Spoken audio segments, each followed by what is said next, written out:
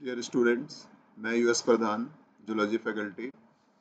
हम आज डिस्कस करने वाले हैं टॉपिक गैस्ट्रोलेशन, जो ह्यूमन रिप्रोडक्शन का पोर्शन है। और आप कहेंगे कि भाई ये हमारे सिलेबस में गैस्ट्रोलेशन टॉपिक नहीं है और ऐसा कोई टाइटल लिखा हुआ नहीं है एनसीईआरटी में। तो मैं आपको बता दूं कि जो नीट यूजी है उसमें क्वेश्चन एक बार पूछा गया है कि एमनियन जो एक्स्ट्रा एम्ब्रियोनिक मेम्ब्रेन है ये इनमें से किस टू सेल लेयर से बना हुआ है। तो आप जानते हैं एक्स्ट्रा एम्ब्रियोनिक मेम्ब्रेन्स 4 होते हैं। उस दैट ईयर एमनियन के बारे में पूछा गया था, उसका फॉर्मेशन एम्ब्रियोनिक स्टेज में किस 2 सेल लेयर से होता है। प्रोबेबिलिटी फिर अदर एक्स्ट्रा एम्ब्रियोनिक मेम्ब्रेन्स की भी बनती है। कोरियन, योक्सैक, एलेंटोइस और एमनियन, ये 4 एक्स्ट्रा एम्ब्रियोनिक मेम्ब्रेन्स हैं। और यदि आप मान लीजिए इनको मेमोराइज भी कर लें तो एक कॉन्सेप्ट की रिक्वायरमेंट होती है, आपको चाहिए कि आप इन चारों एक्स्ट्रा एम्ब्रियोनिक मेम्ब्रेन्स के फॉर्मेशन और उनमें इन्वॉल्व जो 2 सेल लेयर हैं, मैं आपको बता दूं ईच एक्स्ट्रा एम्ब्रियोनिक मेम्ब्रेन में 2 सेल लेयर्स इन्वॉल्व होते हैं उनके फॉर्मेशन में। तो किस एक्स्ट्रा एम्ब्रियोनिक मेम्ब्रेन का फॉर्मेशन कैसे हुआ है और उसमें 2 सेल लेयर कौन हैं, इसके इंफॉर्मेशन के लिए आपको गैस्ट्रोलेशन टॉपिक जानना चाहिए। तो चलिए हम आते हैं गैस्ट्रोलेशन टॉपिक पे। सबसे पहले जानिए गैस्ट्रोलेशन है क्या। तो ये एम्ब्रियोनिक स्टेज है गैस्ट्रोला। गैस्ट्रोला का अनदर एम्ब्रियोनिक स्टेज जो जस्ट उसके प्रीवियस एम्ब्रियोनिक स्टेज को रिप्रेजेंट करता है, गैस्ट्रोला से ठीक पहले बनता है ये एम्ब्रियोनिक स्टेज ब्लास्टूला। तो एम्ब्रियो का ब्लास्टूला स्टेज से गैस्ट्रोला स्टेज में डेवलप होना प्रोसेस को हम गैस्ट्रोलेशन कहते हैं। जैसा कि आप जानते हैं कि ब्लास्टूला जो होता है, ब्लास्टूला में आप जानते हैं कि जो सेल्स होते हैं वो 2 प्लेस पे अरेंज होते हैं। ब्लास्टूला के पेरिफेरल सेल लेयर को आप जानते हो कि ट्रोफोब्लास्ट कहते हैं हम। और जो सेल्स का एक कोनिकल मास होता है जो ट्रोफोब्लास्ट से पैक्ड रहता है, उसे आप इनर सेल मास कहते हो। ये इनर सेल मास हो गया। तो ट्रोफोब्लास्ट और इनर सेल मास, ये 2 अरेंजमेंट हैं सेल्स के, ब्लास्टोमियर्स के, एम्ब्रियोनिक सेल्स के ब्लास्टूला में। और एक कैविटी पाई जाती है ब्लास्टोसिल, जिसे आप हम सब कहते हैं। तो ये हो गया हमारा ब्लास्टूला का स्ट्रक्चर। और ब्लास्टूला के ट्रोफोब्लास्ट से जो गैस्ट्रूला नाम का एम्ब्रियोनिक स्टेज है, उसमें 4 एक्स्ट्रा एम्ब्रियोनिक मेम्ब्रेन्स बनते हैं ट्रोफोब्लास्ट से। और इनर सेल मास जो ब्लास्टूला का स्ट्रक्चर है, उससे गैस्ट्रूला स्टेज में 3 जर्म लेयर्स बनते हैं, जिनको आप इक्टोडर्म, मेसोडर्म और एंडोडर्म कहते हैं। और ecto, meso, endoderm germ layers का जो इनक्लोजर है, जो पैक करता है, आप उसे एम्ब्रियो प्रोपर कहते हैं। तो एम्ब्रियो प्रोपर का मतलब जो पर्टिकुलर एम्ब्रियो है उसे हम रिप्रेजेंट कर रहे हैं यहाँ पे। और एम्ब्रियो प्रोपर जो गैस्ट्रोला स्टेज में होता है, इसमें 3 जर्म लेयर्स पाए जाते हैं बॉडी के अंदर। तो एम्ब्रियो प्रोपर में 3 germ layers, ectoderm, mesoderm, endoderm, जो एम्ब्रियो प्रोपर के अंदर हैं। और उनके बाहर से, एम्ब्रियो प्रोपर के बाहर में 4 एक्स्ट्रा एम्ब्रियोनिक मेम्ब्रेन्स हैं। कौन कौन भाई? Chorion, amnion, yolk sac and allantois. तो इन सारे स्ट्रक्चर का बनना गैस्ट्रूला में ब्लास्टूला नाम के एम्ब्रियोनिक स्टेज से, इसे हम गैस्ट्रोलेशन कहते हैं। तो गैस्ट्रोलेशन का जैसा इंट्रोडक्शन आप समझ गए, it is process of formation of 3 germ layers from inner cell mass of blastula and 4 extra embryonic membranes from trophoblast of blastula. तो ये प्रोसेस हो गया गैस्ट्रोलेशन, इन सारे स्ट्रक्चर का बनना, इसे हम गैस्ट्रोलेशन कहते हैं। ये गैस्ट्रोलेशन होता कहाँ है? फीमेल रिप्रोडक्टिव सिस्टम में। तो आप याद रखिए कि ब्लास्टूला जब इम्प्लांट हो जाता है इंडोमेट्रियम में, इम्प्लांटेशन के बाद ब्लास्टूला का ग्रोथ शुरू होता है गैस्ट्रोला में। यानी गैस्ट्रोलेशन प्रोसेस जो है ये यूटेराइन वॉल के इंडोमेट्रियम में होता है इम्प्लांटेशन के बाद। जैसा कि मैंने अपने प्रीवियस वीडियो लेक्चर्स में आपको बताया है कि इम्प्लांटेशन जो है वो 10th 11th day after fertilisation complete हो जाता है, और तब यानी 10th 11th day of fertilization से काउंट करने हैं डेज को आपको, तो 10th 11th डे से गैस्ट्रुलेशन प्रोसेस स्टार्ट होती है, और जब तक उसके ये सारे स्ट्रक्चर बन न जाएं तब तक माना जाता है कि गैस्ट्रुलेशन प्रोसेस कंटिन्यूड है। तो मैं आपको बता दूं कि जो 3 जर्म लेयर्स, आप गैस्ट्रुला में कौन कौन से स्ट्रक्चर्स हैं तो याद रखेंगे। गैस्ट्रुला जो स्टेज है एम्ब्रियो का, उसमें 3 जर्म लेयर्स पाए जाते हैं और 4 एक्स्ट्रा एम्ब्रियोनिक मेम्ब्रेन्स होते हैं। तो गैस्ट्रुला के जो 3 जर्म लेयर्स हैं वो 4 वीक्स में अपीयर हो जाते हैं पूरी तरह से बन के, यानी 1 मंथ लगता है एक 3 जर्म लेयर्स के बनने में। फिर याद रखिए कि जो 4 एक्स्ट्रा एम्ब्रियोनिक मेम्ब्रेन्स होते हैं गैस्ट्रुला में, उसमें 2 extra embryonic membranes yolk sac and allantois incomplete membranes होते हैं, मतलब एम्ब्रियो को ऑल अराउंड ये कवर नहीं करते। जैसे कि आप देख रहे हैं कि ये एलेंट्रॉइज है और ये योक सैक है, तो ये ऑल अराउंड द एम्ब्रियो नहीं है, यानी ये इनकम्प्लीट एक्स्ट्रा एम्ब्रियोनिक मेम्ब्रेन्स हैं। तो इनको भी 4 वीक्स लगता है बनने में, 4 वीक्स लगते हैं, यानी germ layers and incomplete extra embryonic membranes 1 month में अपीयर हो जाते हैं। ये सारे डेज आपको फर्टिलाइजेशन के बाद से काउंट करना है। ये कोरियन और एमनियन जो होते हैं ये एम्ब्रियो के ऑल अराउंड होते हैं, जैसे कि आप नोटिस कर रहे हैं ये कोरियन है और ये एमनियन है, तो ये ऑल अराउंड द एम्ब्रियो है। तो ये इनको कंप्लीटली फॉर्म होने में 8 वीक्स लग जाते हैं, यानी 2 मंथ्स लगते हैं। तो इस तरह से गैस्ट्रुलेशन प्रोसेस जो होता है वो फर्टिलाइजेशन के बाद से 2 मंथ्स तक यानी 8 वीक्स तक कंटिन्यूड रहता है, क्योंकि कंप्लीट एक्स्ट्रा एम्ब्रियोनिक मेम्ब्रेन्स को जब तक ये सारे स्ट्रक्चर ना अपीयर हो जाएं तब तक आप कहेंगे गैस्ट्रुलेशन प्रोसेस कंटिन्यूड है। तो कोरियन एमनियन ये जो कंप्लीट एक्स्ट्रा एम्ब्रियोनिक मेम्ब्रेन्स हैं ये सबसे लास्ट में अपीयर होते हैं, सबसे लास्ट में फॉर्म होते हैं, 8 वीक्स में ये अपीयर हो जाते हैं। तो गैस्ट्रुलेशन 8 वीक्स तक कंटिन्यूड रहता है आफ्टर फर्टिलाइजेशन। ये आप जो नोटिस कर रहे हैं ये कोरियन के जो फिंगर लाइक प्रोजेक्शंस हैं, दीज आर कोरियोनिक विलाई, जो अपने सराउंडिंग इंडोमेट्रियम के टिश्यूज से, ब्लड सर्कुलेशन से न्यूट्रिएंट्स और required gases, required chemicals absorb करते हैं इस ग्रोइंग एम्ब्रियो के लिए। तो ये फिगर जो आप नोटिस कर रहे हैं आपके सामने, ठीक ना, ये सब इंट्रोडक्शन हो गया गैस्ट्रुलेशन का। अब चलिए हम ये स्टेप डिस्कस करते हैं कि जो ब्लास्टुला का ट्रोफोब्लास्ट है वो 4 एक्स्ट्रा एम्ब्रियोनिक मेम्ब्रेन्स कैसे बनाता है, और जो इनर सेल मास है वो 3 जर्म लेयर्स का फॉर्मेशन कैसे करता है।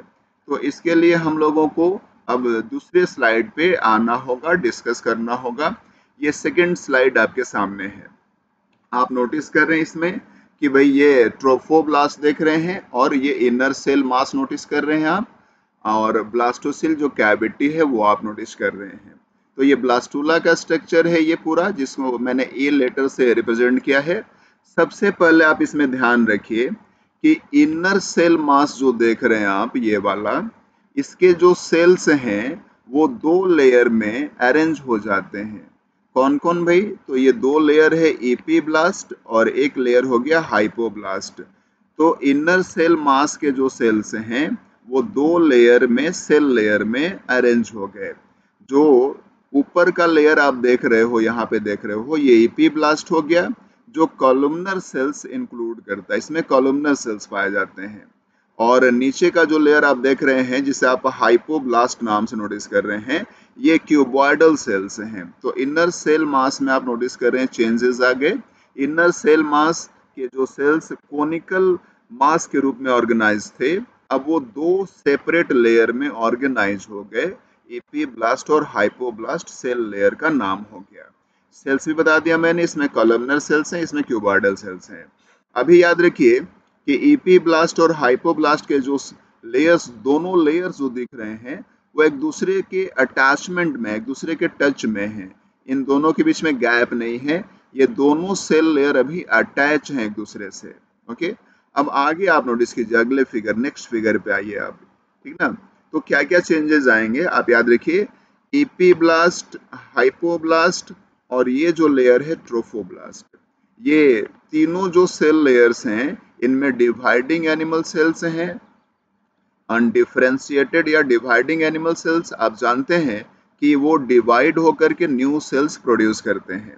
तो ट्रोफोब्लास्ट में भी न्यू सेल्स प्रोड्यूस होंगे, एपीब्लास्ट में भी न्यू सेल्स प्रोड्यूस होंगे, हाइपोब्लास्ट में भी न्यू सेल्स प्रोड्यूस होंगे। अब नेक्स्ट चेंज क्या दिख रहा है आपको, तो चलिए नेक्स्ट चेंज पे हम आते हैं। नेक्स्ट चेंज देखिए इस फिगर में नोटिस कीजिए, आप नोटिस कर रहे हैं कि भाई ये ना एपीब्लास्ट है, ये जो जहाँ से लाइन क्रॉस कर रहा है ये एपीब्लास्ट है, ये हाइपोब्लास्ट है। आप नोटिस कर रहे हैं एपीब्लास्ट और हाइपोब्लास्ट एक दूसरे से अब इस फिगर में नोटिस कीजिए कि सेपरेट हो चुके हैं। हाइपोब्लास्ट एपीब्लास्ट से पहले अटैच था यहाँ पे, ये चेंज नोटिस कीजिए, हाइपोब्लास्ट अब एपीब्लास्ट से सेपरेट हो गया। तो जब हाइपोब्लास्ट एपीब्लास्ट से सेपरेट हो जाए तो हाइपोब्लास्ट एपीब्लास्ट दोनों का नाम चेंज कर देते हैं। अब हाइपोब्लास्ट एंडोडर्म हो गया, एक जर्म लेयर एम्ब्रियो का एंडोडर्म अपीयर हो गया। कैसे एंडोडर्म जर्म लेयर अपीयर हो गया एम्ब्रियो का, तो हाइपोब्लास्ट ही आगे चल करके एम्ब्रियो का एंडोडर्म कहलाता है जब हाइपोब्लास्ट एपीब्लास्ट से अलग हो जाए। और एपीब्लास्ट से जब हाइपोब्लास्ट अलग हो गया तो हाइपोब्लास्ट को एंडोडर्म कह दिया हम लोगों ने, जो कि एक जर्म लेयर हो गया। एपीब्लास्ट का भी नाम चेंज कर देते हैं और एपीब्लास्ट को एम्ब्रायोनिक डिस्क कहते हैं। आप ध्यान रखिएगा, दोनों सेल लेयर का नाम चेंज कर दिया, एपीब्लास्ट को ही एम्ब्रियोनिक डिस्क कहते हैं जब एपीब्लास्ट से हाइपोब्लास्ट अलग हो जाए तो।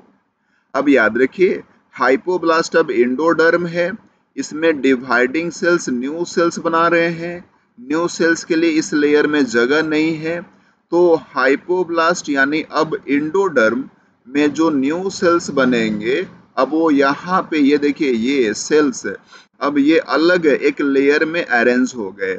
ये सेल्स जो देख रहे हैं आप, ये जो लेयर देख रहे हैं, ये एंडोडर्म से ही बना हुआ सेल लेयर है।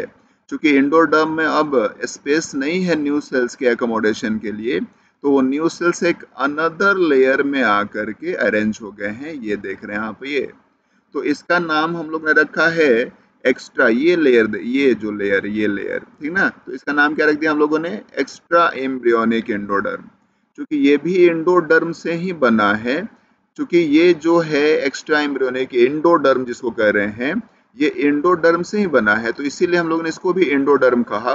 लेकिन याद रखिए, ये एम्ब्रियो से आगे चल करके एम्ब्रियो के बॉडी से बाहर ऑर्गेनाइज होता है, बाहर पाया जाता है, इसीलिए एक्स्ट्रा एम्ब्रियोनिक नाम दे दिया हम लोगों ने। एक्स्ट्रा एम्ब्रियोनिक का मतलब जो एम्ब्रियो के बॉडी से बाहर पाया जाता हो, ठीक है। तो अभी तो एम्ब्रियो का फिगर क्लियर नहीं है, आप ये याद रखिए, ये सेल लेयर जो होगा वो एम्ब्रियो के बॉडी से बाहर दिखेगा आगे चल के अनदर स्लाइड में, इसलिए इसको हम लोगों ने एक्स्ट्रा एम्ब्रियोनिक एंडोडर्म कह दिया। अब ये देखिए, ये जो स्पेस है जो कभी ब्लास्टोसिल हुआ करता था ब्लास्टुला स्टेज में, अब ये गैस्ट्रोसिल कहलाएगा। तो गैस्ट्रोसिल का इनक्लोजर किस दो सेल लेयर से होता है, ये फिगर से देखिए, gastrocoel is the space of gastrula that is enclosed by endoderm and extra embryonic endoderm, ये देख रहे हैं आप, ठीक है। फिर देखिए अब थोड़ा सा अलग से याद, ये ट्रोफोब्लास्ट है जिसे मैं यहाँ पे रिप्रेजेंट कर रहा हूँ, ये ट्रोफोब्लास्ट देख रहे हैं आप, ये ठीक ना। तो ये ट्रोफोब्लास्ट जो है इसमें भी डिवाइडिंग सेल है और अब इसमें भी स्पेस नहीं है न्यू सेल्स के अकोमोडेशन के लिए, तो इसके द्वारा जो न्यू सेल्स बनेंगे वो देखिए यहाँ ऑर्गेनाइज हो गई, ये देख रहे हैं ना, जो ये ट्रोफोब्लास्ट के सेल से बने हैं, डिवाइडिंग सेल से बने हैं, और एक ट्रोफोब्लास्ट के नीचे आकर के ये ऑर्गेनाइज हो गए हैं, क्योंकि ट्रोफोब्लास्ट में फर्दर स्पेस नहीं है। तो इसे हम लोगों ने एमनियोजेनिक सेल लेयर नाम दिया है। एमनियोजेनिक सेल लेयर क्यों, क्योंकि ये जो सेल लेयर है आगे चल करके एमनियन के फॉर्मेशन में इन्वॉल्व होता है। और इसीलिए हम सेल्स को एम्नियोजेनिक सेल्स कहते हैं और इसके लेयर को एम्नियोजेनिक सेल लेयर कहते हैं। आप याद रखिए, ट्रोफोब्लास्ट जो है इसको हम एक्स्ट्रा एम्ब्रियोनिक इक्टोडर्म भी कहते हैं। ट्रोफोब्लास्ट का ही नाम है एक्स्ट्रा एम्ब्रियोनिक इक्टोडर्म। तो एम्नियोजेनिक सेल लेयर भी उसी का हिस्सा है। तो एम्नियोजेनिक सेल लेयर का एक नाम और एक्स्ट्रा एम्ब्रायोनिक इक्टोडर्म। याद रखिएगा, trophoblast, extra embryonic ectoderm same structure है और ये उसी का हिस्सा है एम्नियोजेनिक सेल लेयर, इसलिए इसको भी हम एक्स्ट्रा एम्ब्रियोनिक इक्टोडर्म ही कहते हैं। तो यहाँ से हम अब आगे बढ़ेंगे। अब याद रखिए, जो ये ट्रोफोब्लास्ट है ये, या एक्स्ट्रा एम्ब्रियोनिक इक्टोडर्म भी कहते हैं ट्रोफोब्लास्ट को, अब ये आगे चल करके दो नया सेल लेयर बनाता है और ये दोनों सेल लेयर जो नए होंगे वो इस एक्स्ट्रा एम्ब्रियोनिक इक्टोडर्म यानी ट्रोफोब्लास्ट और ये एक्स्ट्रा एम्ब्रियोनिक एंडोडर्म के बीच में पाए जाते हैं, ये दोनों लेयर। तो आप सोचिए, extra embryonic ectoderm and extra embryonic endoderm के बीच में दो लेयर पाए जाएंगे, तो श्योरली उसको हम मेसोडर्म कहेंगे, क्योंकि एक्टो और एंडो के बीच में जो होगा वो मेजो कहलाएगा।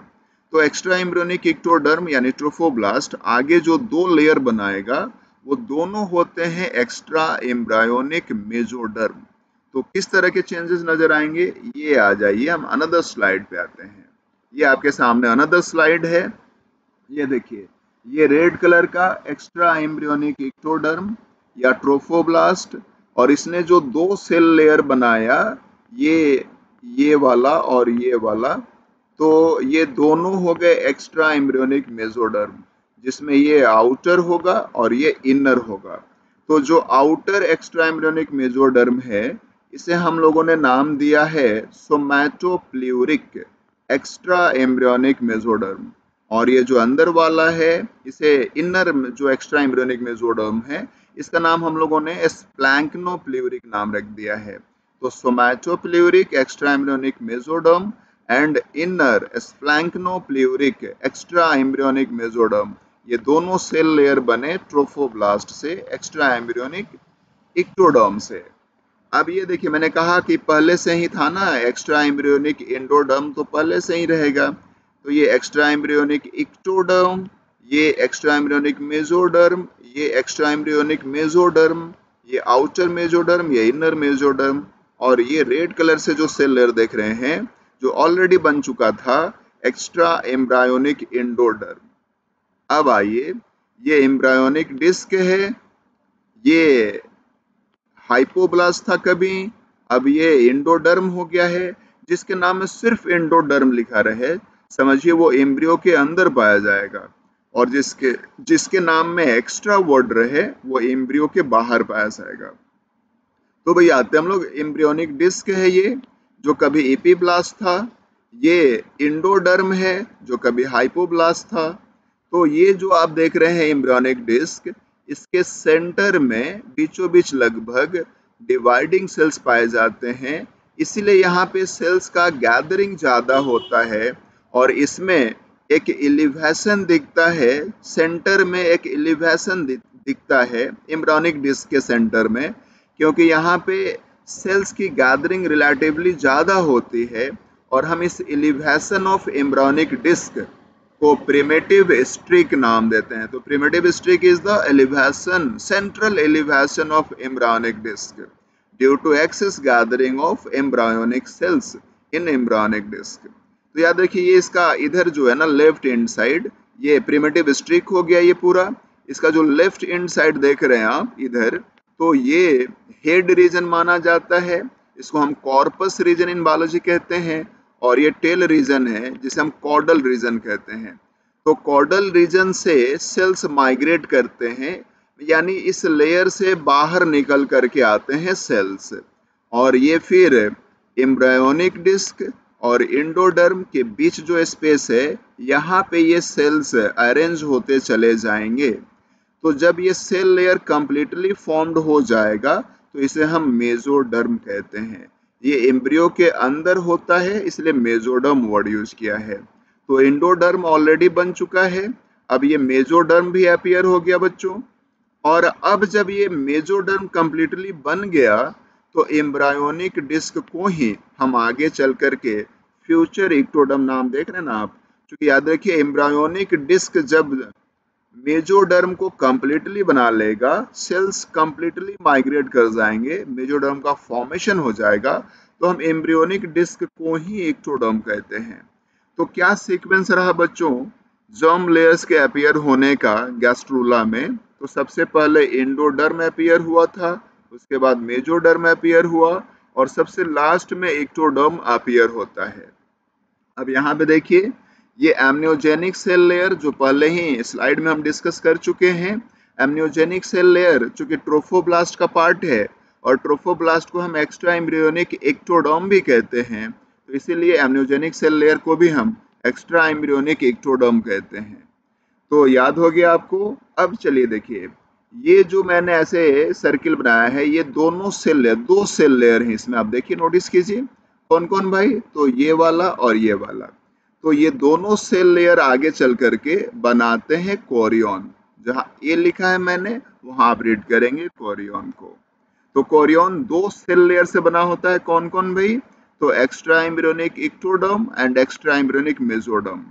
इसमें आउटसाइड कौन है, तो एक्स्ट्रा एम्ब्रियोनिक इक्टोडर्म, इनसाइड कौन है, तो extra embryonic endoderm, sorry outside कौन है भाई, एक्स्ट्रा एम्ब्रियोनिक इक्टोडर्म, और इनसाइड कौन है कोरियन में, तो एक्स्ट्रा एम्ब्रियोनिक मेसोडर्म। कौन वाला मेसोडर्म, तो आउटर मेसोडर्म। उसका बायोलॉजिकल नेम क्या है, तो सोमैटोप्लूरिक। अब आइए एमनियन पे, एमनियन किससे बना है, तो एमनियन देखिए ये दो सेल लेयर जो देख रहे हैं ना इसी से एमनियन बना हुआ है। तो एमनियन किस दो सेल लेयर से बना हुआ है, तो ये देखिए एमनियोजेनिक सेल लेयर या एक्स्ट्रा एम्ब्रियोनिक इक्टोडर्म जो आउटसाइड है एमनियन में, और ये एक्स्ट्रा एम्ब्रियोनिक मेसोडर्म, ये वाला जो देख रहे हैं आप एक्स्ट्रा एम्ब्रियोनिक मेसोडर्म, ठीक ना। तो ये एक्स्ट्रा एम्ब्रियोनिक मेसोडर्म एमनियन का इनर लेयर के रूप में पाया जा रहा है।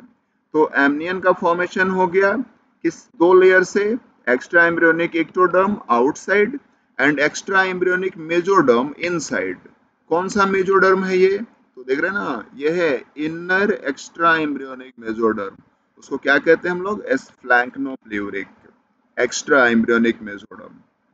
अब चलिए देखिए ये योग सैक किससे बना है, तो ये देखिए ये आप जो ब्लैक लाइन से देख रहे हैं ये ब्लैक लाइन जो है ये है extra embryonic mesoderm. Extra embryonic mesoderm कौन सा, inner, inner extra embryonic mesoderm. चूंकि मेसोडर्म दो होता है ना, ये आउटर है ये इनर मेसोडर्म है एक्स्ट्रा एम्ब्रियोनिक, तो ये है बाहर, और ये जो देख रहे हैं ना extra embryonic endoderm red line से। तो याद देखिए ये दो सेल लेयर योग सैक में भी होते हैं और एलेंट्रॉयज में भी होते हैं, यानी योग सैक और एलेंट्रॉयज सेम टू सेल लेयर से बने होते हैं। इन दोनों में बाहर outer side extra embryonic mesoderm होता है।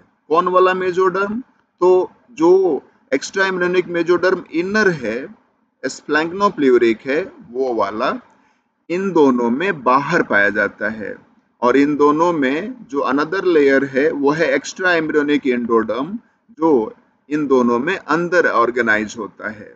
ठीक है, ये आप गैस्ट्रोसिल देख रहे हैं।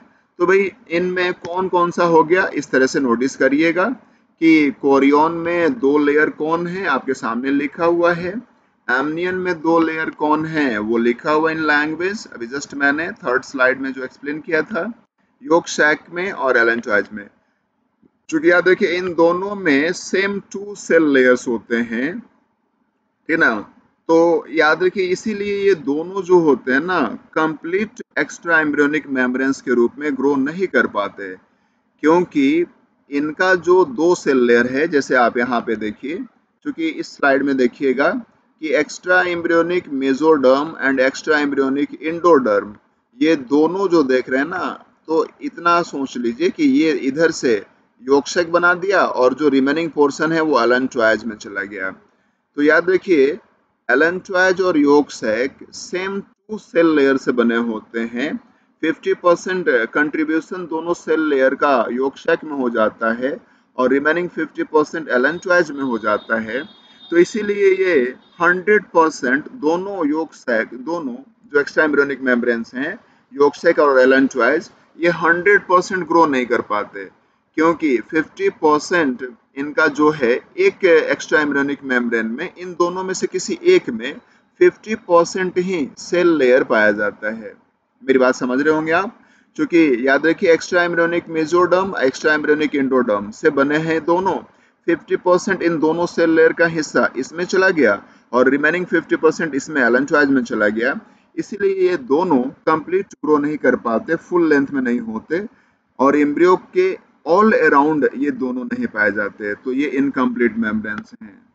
ठीक है, तो ये आप नोटिस कर रहे हैं। आप इसका जो लैंग्वेज फॉर्म में याद रखिए, ये क्वेश्चन पूछा था कि एमनियन किस दो सेल लेयर से बना होता है। तो आप जानते हैं एमनियन जो होता है ये एक्स्ट्रा एम्ब्रियोनिक इक्टोडर्म जो कि एमनियन में आउटसाइड होता है, और एक्स्ट्रा एम्ब्रियोनिक मेसोडर्म जो एमनियन में इनसाइड होता है से बना होता है।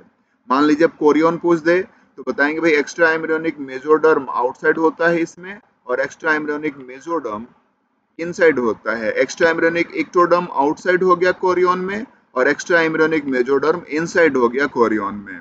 योक्सेक और एलेंट्राइज दोनों में तो सेम ही, किसी एक को भी याद रखिएगा तो दूसरा भी याद रहेगा। इन दोनों में एक्स्ट्रा एम्ब्रियोनिक मेसोडर्म आउटसाइड है और एक्स्ट्रा एम्ब्रियोनिक एंडोडर्म इनसाइड है। यदि आपसे पूछ दे एक्स्ट्रा एम्ब्रियोनिक मेसोडर्म तो दो होता है, तो योक्सेक और एलेंट्राइज में कौन वाला एक्स्ट्रा एम्ब्रियोनिक मेसोडर्म बाहर में पाया जाता है? तो वो है स्फ्लैंक्नोप्लेरिक, जो कंपैरेटिवली मेसोडर्म, दोनों मेसोडर्म में देखिएगा तो वो इनर मेसोडर्म है।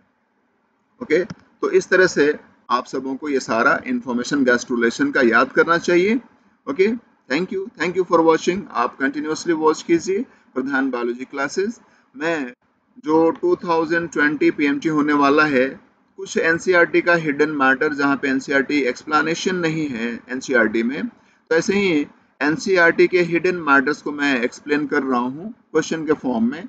आप चाहें तो प्रधान बायोलॉजी क्लासेस जो यूट्यूब चैनल है उस पर आप 2020 के लिए इम्पोर्टेंट जो एनसीईआरटी बेस्ड क्वेश्चंस हैं उनको आप देख सकते हैं।